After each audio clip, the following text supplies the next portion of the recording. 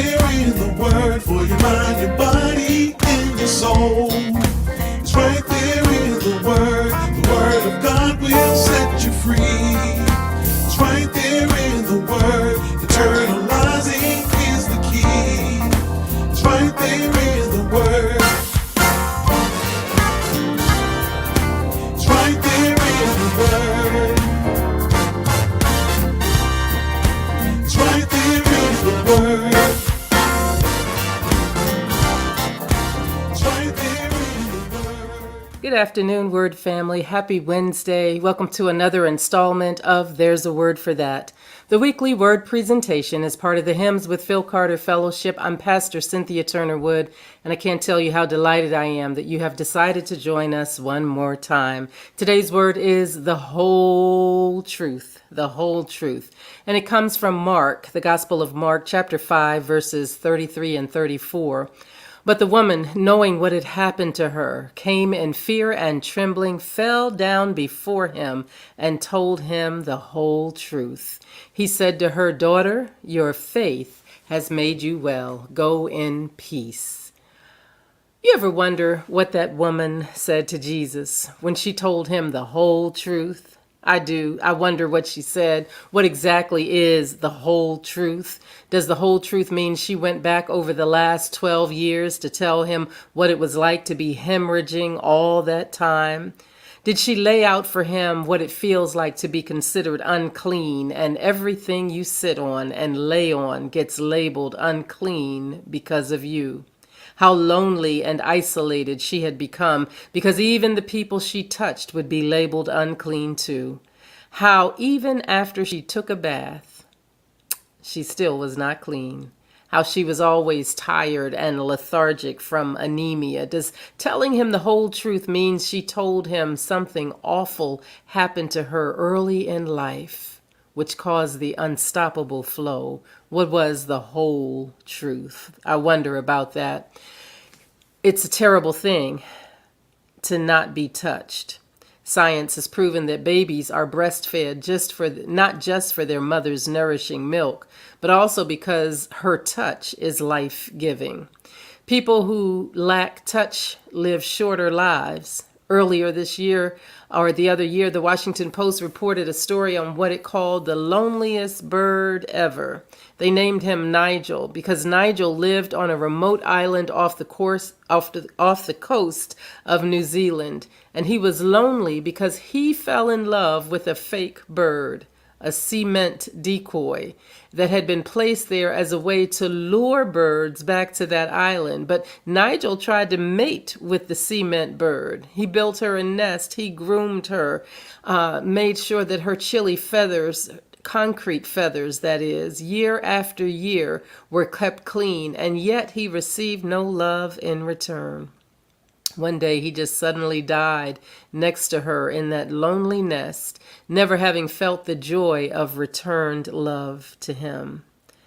Touch is an important thing, and yet this woman could have no one's touch for 12 long years. But that's not the only thing. Maybe that's the whole truth this woman explained to Jesus, that with this health thing going on inside her body, she could never get close, could never know what it truly felt like to be accepted and loved in return, that emotionally she was dying on the inside, that financially she was suffering, having spent it all on doctors, that mentally she felt like she was coming apart at the edges, and boy, it just would have been nice to have somebody she could lay it all out to. But the other question I'd like to ask this woman is, how did you know? How did you know, I'd ask her, that touching his garment would change her life? Where did you get the idea that getting close to his clothes, not even close to him, would lead to your healing? Somewhere before telling her whole truth to Jesus, she got a holy idea. And I just came by this afternoon to let somebody know that sometimes we get unexplained holy ideas that will lead to our healing and lead to us being whole. And she spoke it only to herself, saying, man, if I could just touch his hem, If I could just get close enough, I don't have to touch him. If I could just touch his hem. And I know this feeling because can I pause and tell you the truth, at least part of my truth this afternoon, that often I know that God speaks.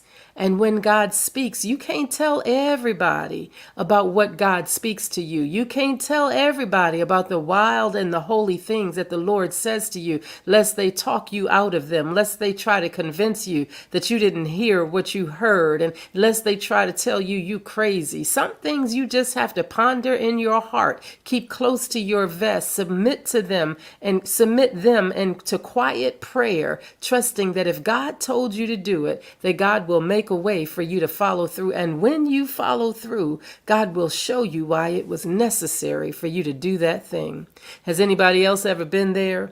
Have you ever been there where you understood that this is a woman who knows to do things she's not even sure of how she knows to do them, but she has enough faith to move on what she believes. All I know is that faith usually does start with a wild idea, an idea that maybe the impossible just might be possible, an idea that says with God all things are possible, an idea that maybe with Jesus, an idea that maybe I can come out from under what's been holding me down, and maybe by following Jesus I can break free from this thing that has me all tangled up. Anybody know what I'm talking about? To maybe an idea of faith that can just push you forward, like you look back and wonder how you knew to do it, but do what you did, and you can't really explain it, but you're so glad that your wild idea moved you from concept to attempt by the grace of God.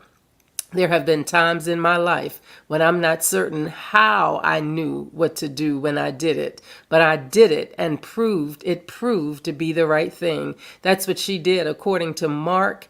She explained this wild idea to herself, perhaps as a way of talking herself into this dangerous thing. She said, if I could just touch it, if I could just touch the hem, I think if I could just touch the hem of his garment, if I could get close enough to just brush up against his fringe, if I could just get there. We have no accounts of her telling her idea to Jesus, but after she is healed, she declared in the presence of all the people why. And maybe that was his way of saying the whole truth, but we still have to wonder what it was that she said.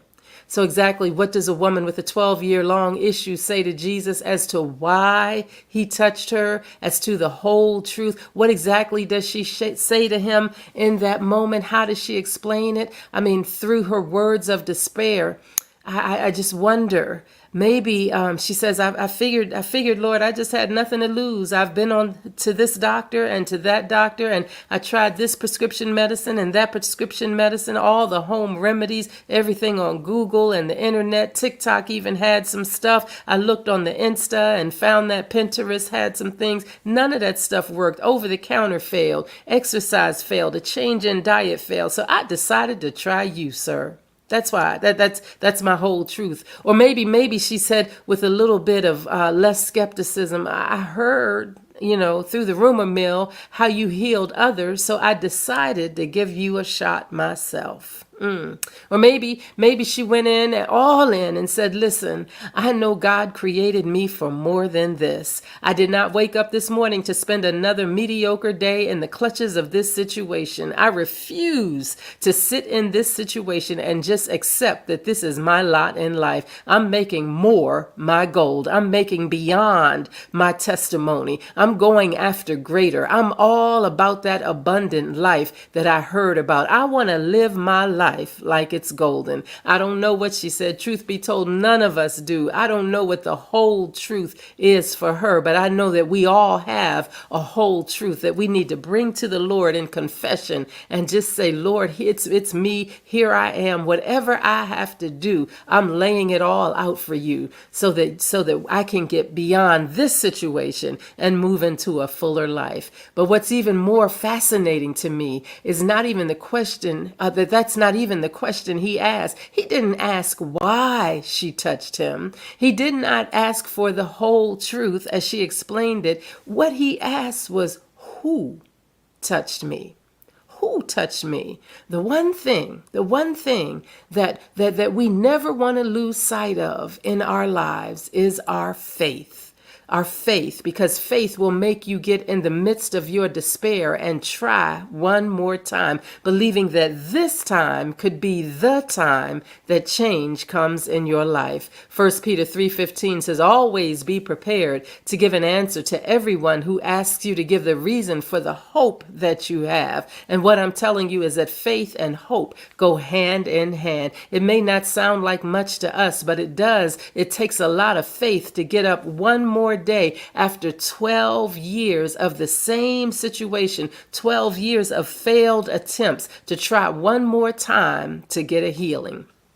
I can recall when my own mother was going through her health challenges during long stays in the hospital trying to get well. And every day they were drawing blood. Every day they were pricking her, sometimes several times a day. And she said she felt like a pin cushion sometimes. And there would be some times on certain days where she would say, no more. You are not sticking me today. I have had enough. And she had those tiny veins that were hard to get anyway. She said, not today. And so she would take her power back into her hands and say, I'm just not going to do it today.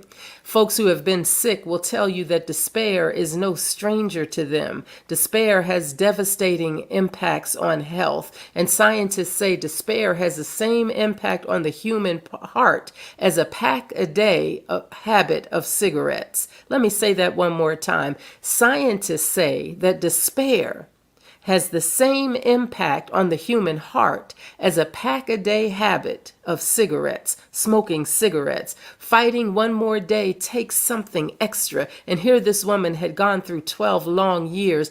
It takes faith for her to one more day believe that this might be the day when she gets well. After some time of rest, though, and after they sent after she went through this, and one more night, she got up that morning and decided that she was going to go see Jesus. This sister somehow, some way, mustered up enough faith to get up, to wash up, to get dressed and venture out into the city and into the crowd to get close enough to touch Jesus. We don't know who she was. The writer does not tell us that. Jesus asked, who touched me? As far as we know, she could be sick, any sick woman anywhere. Maybe that's just a good thing, because it says to each one of us that regardless of who we are, if we can just muster up enough faith, we too, despite how long it has been, can use that faith to go after a healing that is ours. Jesus says, who touched me? Who touched me? And the whole place goes silent. Nobody says anything. It's crickets everywhere. Nobody steps up, not even the woman. Peter, though, you know Peter being Peter, Peter says, come on, man. Come on, Jesus. Come on, Son of Man. Look around. How can you ask who touched my clothes when all you see all these people pressed together like this? It could have been anybody who touched you. A whole bunch of people are touching you. But what Peter, bless his heart, did not understand is that there's touch and then there's touch. This story is a classic example of how we often search for what we need everywhere outside of Jesus. And then in frustration, when we can't find the help we need elsewhere, we wait for Jesus to swoop in and do something to change our situation. But it also teaches us that we need to reach out for Jesus with the same passion and enthusiasm and wherewithal that we did when we were searching everywhere else. So many times in our exhaustion, in our frustration, our despair, we give up our search. And by the time we turn to Jesus for help, we sit back and wait. But that's no time to give up. That's time to press forward. Because while we are waiting on Jesus, oftentimes, I've said it before, I'll say it again, while we are waiting on Jesus, oftentimes it's Jesus who's waiting for us to have enough faith to make a move toward him, to touch him, not so much with our hands, but with our faith. Waiting for somebody who has enough inside to get up one more time and try again. That's what makes faith worthwhile. And faith works with the faith, puts feet to our faith, makes our faith work.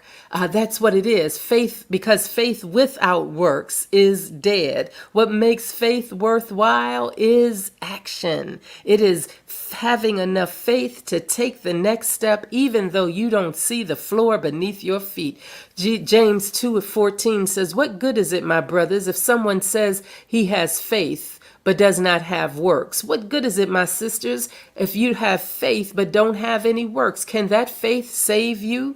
If a brother or sister is poorly clothed and lacking in daily food, and one of you says, 'Go in peace, be warmed and be filled,' without giving them the things needed for their body, what good is that?" So also faith by itself, if it does not have works, it is dead. Faith without works is dead. James said it was faith that made Abraham to know God would provide an alternative sacrifice when he placed Isaac on the altar. And it was faith that led Rahab to receive the messengers from God and send them out another way, thus saving their lives. James says faith apart from works is just plain useless. Just like the body apart from the spirit is dead, so is faith apart from works. The point gets pressed here when James says believing is not enough. Believing is not enough. Even the demons believe and shudder, but they still persist in their demonic ways. It was not just her belief that touched Jesus. Nope, that wasn't enough. Believing wouldn't have gotten her to get up that morning and to get dressed that morning and to move from her house out into the crowd when it was illegal for her to. Believing doesn't do that. But faith is what got her where she needed to be, because belief alone would not get you off the couch and out of the house. What also makes faith worthwhile, though, not just action, but it's also triumph over fear. There it is, right there. The biggest obstacle to faith is fear. Fear of not succeeding, fear of failure, fear of being wrong, fear of being hurt by expectations. You name the fear, and I can tell you that its main goal is to stifle your faith. Come up with whatever fear that you have. It is intended to stifle your faith and to keep you from moving in action. But please, ma'am, and please, sir, know this. If there's no element of fear, then there's no requirement of faith. If there's no element of fear, there's no requirement of faith. The two inherently go together. They walk side by side, but we cannot allow our fears to overpower our faith. There's no power in fear. In fact, fear will rob you of its power. That's why we keep our focus on the Lord. God is all powerful. Isaiah 40 says, God gives power to the weak and strength to the powerless. And how many of you know this afternoon that faith, the faithful love of the Lord, never ends. God's mercies never cease. Great is God's faithfulness. God's mercies begin afresh every morning. And if we can grab hold to this faith, then it will keep us going and get us where we need to be. This woman jeopardized her whole life by coming out in public like that. She had everything to fear. Her very body became a sin that set her apart and detracted her movement. But somewhere, somehow, she was able to keep going. And I want to encourage somebody this afternoon that what makes faith worthwhile is remembering that God did not give us a spirit of fear, but a spirit of power and of love and of a sound mind. Faith will always encounter fear, but fear is no match for our faith. Through the clamoring crowds, through the curtailing customs, through the emotional head trips, she pressed past the fears and faithfully forced her way into healing. And that's what good faith will do. It'll pull your God view in focus and let you see through the lens of faith. She said to herself, if I can just touch the hem of his garment, I'm telling you, I just know if I can just touch the hem of his garment. Then maybe she said, I can do all things through Christ who strengthens me. She reminds herself that her circumstances are not beyond God's power to help her. She remembers that worry never got anybody anywhere. So instead of worrying, she moves forward in prayer and supplication with thanksgiving, making her requests known to God and allowing the peace of God, which surpasses all understanding, to guard her heart both day and night. But here's what I love about this woman's story. It reminds us this, that when Jesus says, who touched me? Nobody answers.